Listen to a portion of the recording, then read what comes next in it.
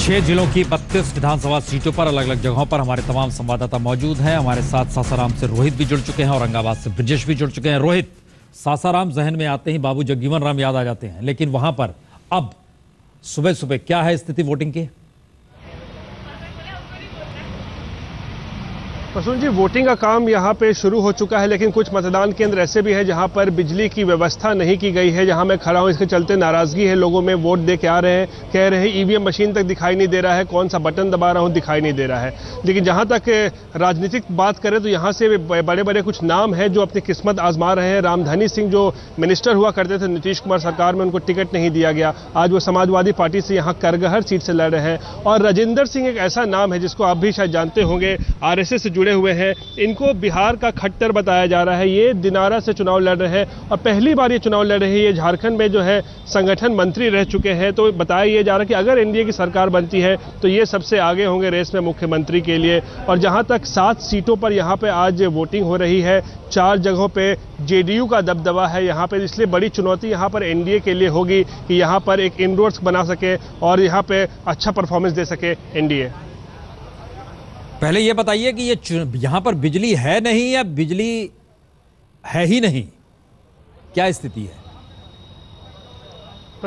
प्रसून जी, बिजली का बिजली है यहाँ पे। ये ऑडिटोरियम एक है, सासाराम ऑडिटोरियम, यहाँ बिजली है, लेकिन यहाँ न बल्ब की फैसिलिटी है, न ट्यूबलाइट है, कुछ भी नहीं है, पंखा भी नहीं है। और जो वोटर ये पीछे लाइन में खड़े हैं, ये निकल के आ रहे हैं, शिकायत कर रहे हैं कि कौन ईवीएम तक हमें दिखाई नहीं दे रहा है, कौन सा बटन दबाएं वो पता नहीं चल रहा है। और जो पोलिंग टीम अंदर है वो कैमरे के टॉर्च से जो है पूरा वोटिंग की प्रक्रिया को यहाँ पर पूरी करने की जुगाड़ में लगी हुई है। लेकिन परेशानी यहाँ लोगों को बहुत हो रही है। शिकायतें लोग एडमिनिस्ट्रेशन को कर रहे हैं, लेकिन करीब अब कह सकते हैं 40 मिनट का वक्त बीत चुका है, लेकिन अभी तक यहाँ स्थिति को सुधारा नहीं गया है, एक बल्ब तक नहीं लगाया गया है।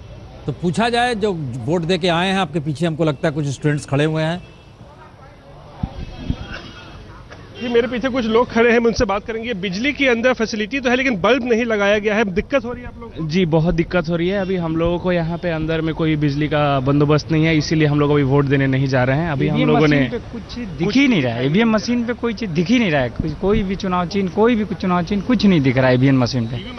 बिजली है लेकिन बिजली है, लेकिन जहाँ पे वोटिंग पड़ रहा है ना ईवीएम मशीन है, वहाँ पे कोई बल्ब नहीं है अंदर में। अंदर में बल्ब नहीं है, ना कोई व्यवस्था है, लाइट की व्यवस्था नहीं है, कुछ भी नहीं है यहाँ।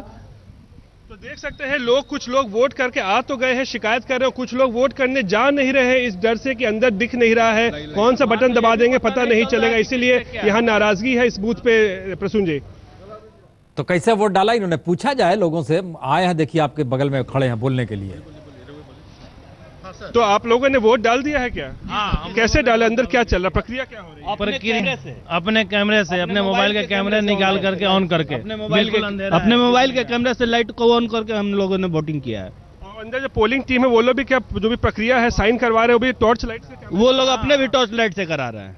इसकी शिकायत की है प्रशासन? हाँ सर, ऐसा है सर, हम लोग कैंडल जलवाए कि भैया कम से कम कैंडल जला दो। कुछ महिला को दिखाई नहीं दे रहा है कि ईवीएम मशीन का बल्ब जल भी रहा है कि नहीं। हम लोग मोबाइल के लाइट से उनको सहयोग किए कि भैया कम से कम उसको दिखाई तो दे।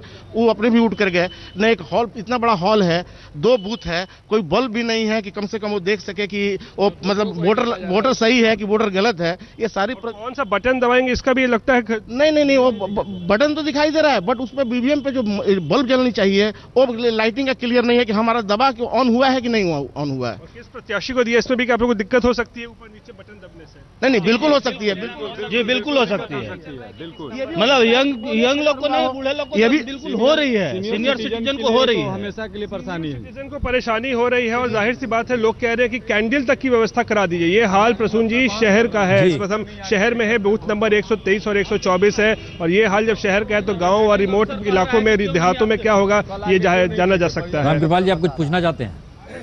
मैं पूछना नहीं, मुझे एक चीज़ याद आ गई है। अभी हम विकास की बात कर रहे थे जी। एक अदम गौड़वी की 2 लाइनें हैं कि जिस शहर में मुंतजिम अंधे हों जलवा गाह के, उस शहर में रोशनी की बात बेबुनियाद है। क्या बात है। और जिस तरह से बिजली के जहां तार जुड़ते हैं वो उसका बक्सा टूटा हुआ है और उसके ऊपर अगर आप ध्यान से देखें तो लिखा हुआ है प्रवेश।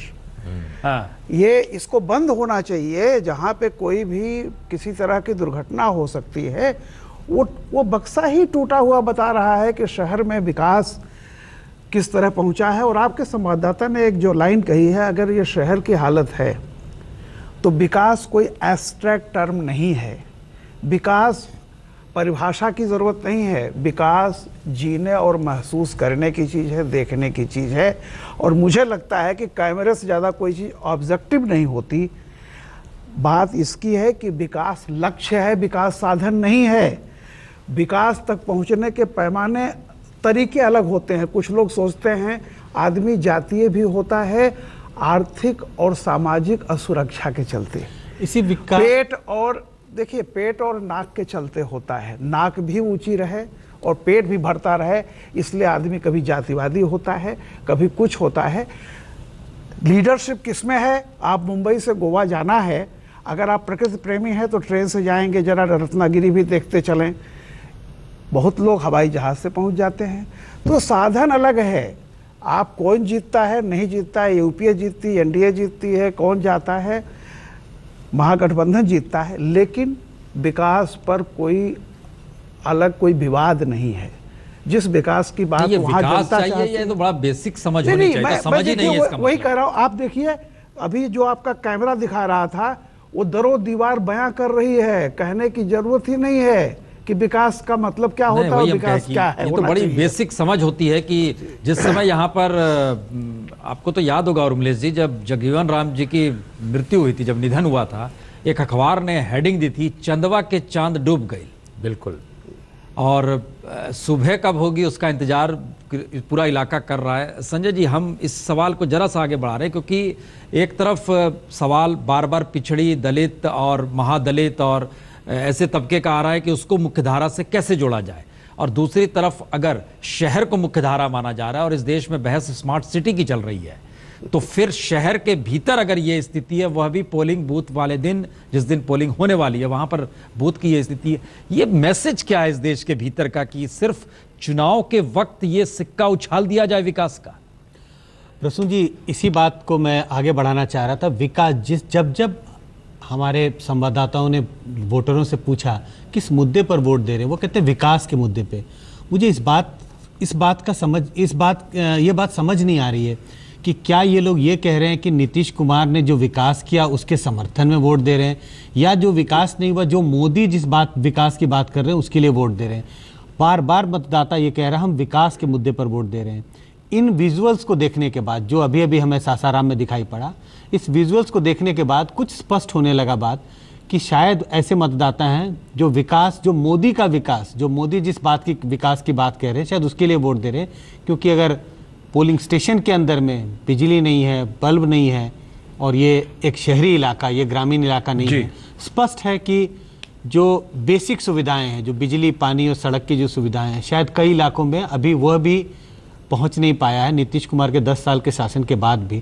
तो जो उनके जो दावे हैं विकास के, शायद बहुत पूरे नहीं दिखाई। 10 साल बोल रहे हैं, हम तो 68 साल कह रहे हैं बार बार। आजादी के बाद से स्थिति वहां पर ये व्यवस्थित स्थिति है। नहीं, मैं 10 साल इसीलिए कह रहा हूं कि नीतीश कुमार का जो अभी पूरा चुनाव प्रचार है, जो महागठबंधन का जो विकास का जो नारा है, बिहार में बहुत विकास हुआ, उसका एक छोटा सा नमूना देखने को मिला इस पोलिंग स्टेशन पे। और एक चुनाव आयोग का इंफ्रास्ट्रक्चर भी कैसा है ये भी समझना होगा, उसको भी ये तैयारी करनी चाहिए। इस चुनाव में मुझे लगता है इस पे चर्चा होनी चाहिए। सटा हुआ दूसरा इलाका औरंगाबाद का है, जहां पर ब्रिजेश मौजूद हैं। ब्रिजेश, वहां क्या स्थिति है?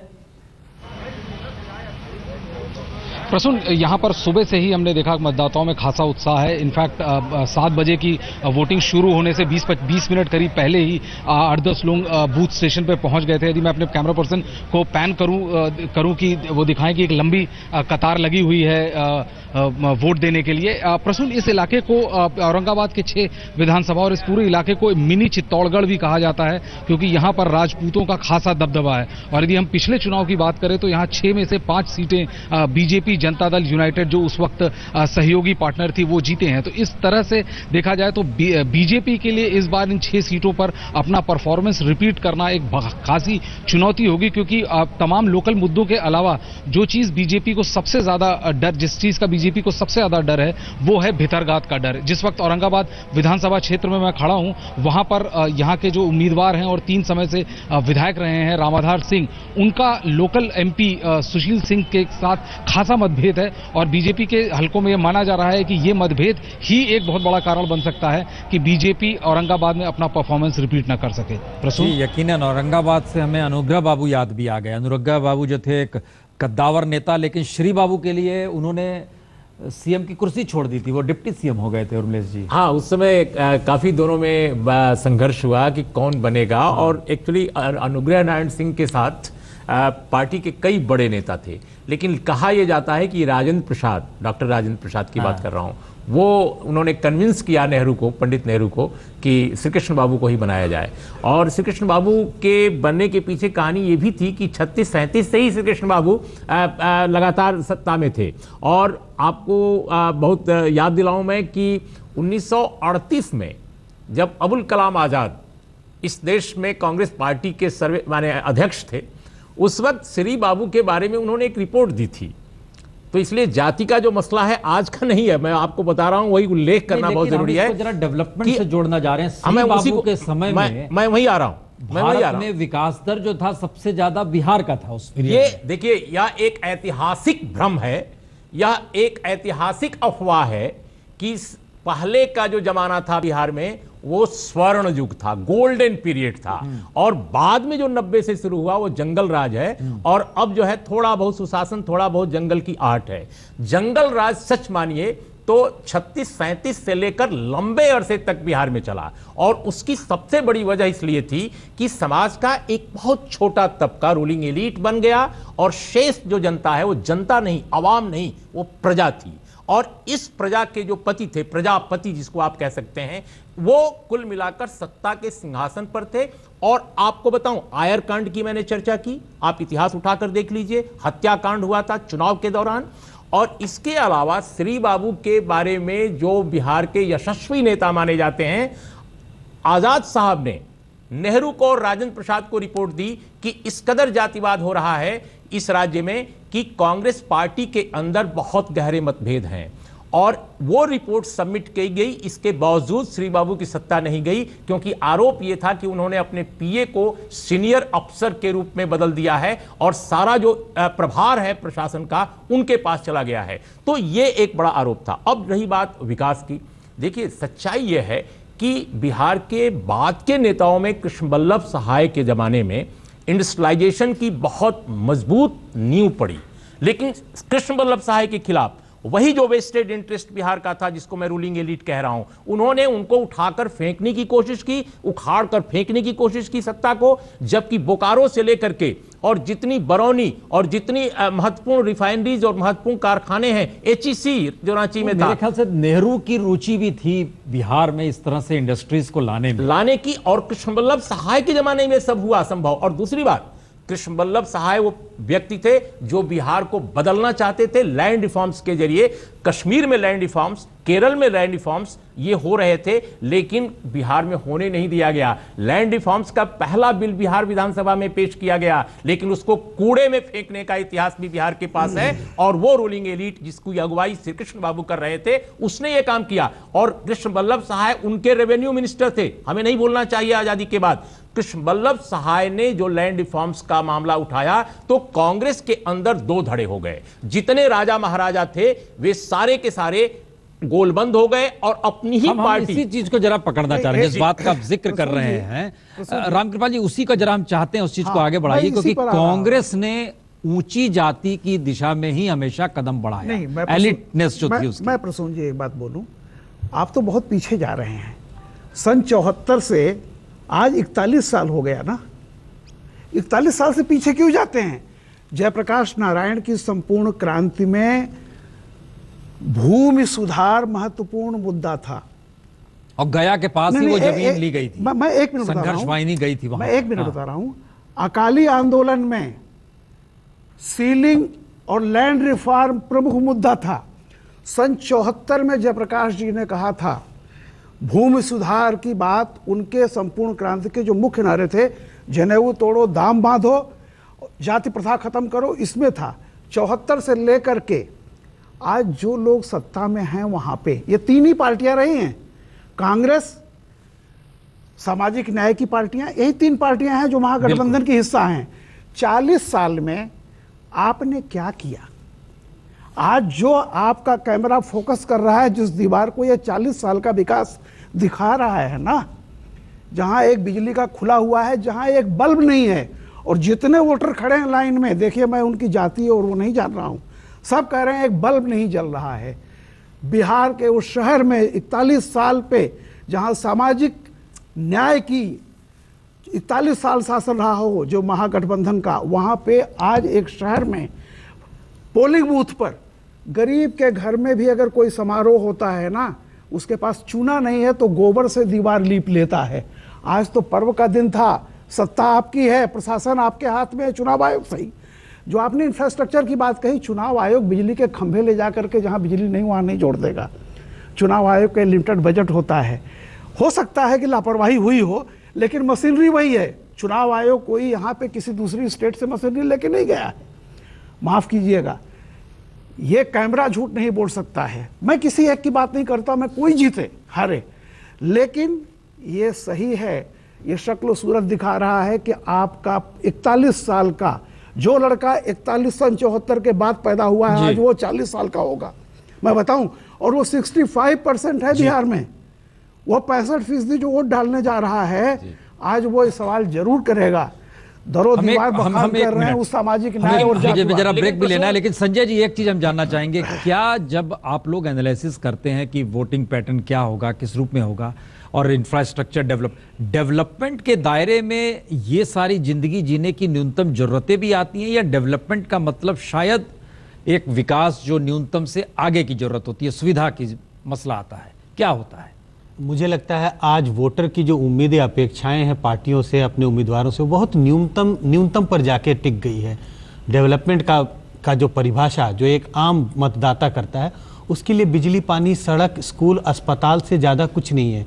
वो बड़े बड़े डेवलपमेंट जिसकी चर्चा बड़े किताबों में या नहीं, तो कॉन्स्टिट्यूशन में राइट है जीने के हक की, और कॉन्स्टिट्यूशन को ही अगर इंप्लीमेंट कर दिया जाए तो पार्टियों के मैनिफेस्टो कोई मायने नहीं रखते हैं। प्रसून जी, ये बहुत अजीब बात है। अगर पार्टी के मैनिफेस्टो को देखें और जो वोटरों की अपेक्षाएं हैं उम्मीदवारों और पार्टियों से, उनमें बड़ा विरोधाभास दिखाई पड़ता है। मैनिफेस्टो में बड़ी बड़ी बातें होती हैं जिसका जमीनी स्तर पे कोई जुड़ाव मुझे दिखाई नहीं पड़ता। लेकिन एक आम मतदाता जब उससे आप बात हर पार्टी यही कह दे कि हम संविधान को ही इंप्लीमेंट कर देंगे तो मैनिफेस्टो की जरूरत ही नहीं पड़ेगी, न्यूनतम जरूरतें तो पूरी हो जाएगी। जिंदगी जीने की न्यूनतम जरूरत तो संविधान दे ही देता है, शिक्षा दे ही देता है, स्वास्थ्य दे ही देता है, पीने का पानी दे ही देता है, घर दे ही देता है, रोजगार के बारे में सोचता ही है। तो फिर कॉन्स्टिट्यूशन को ही इंप्लीमेंट करने की बात क्यों नहीं की?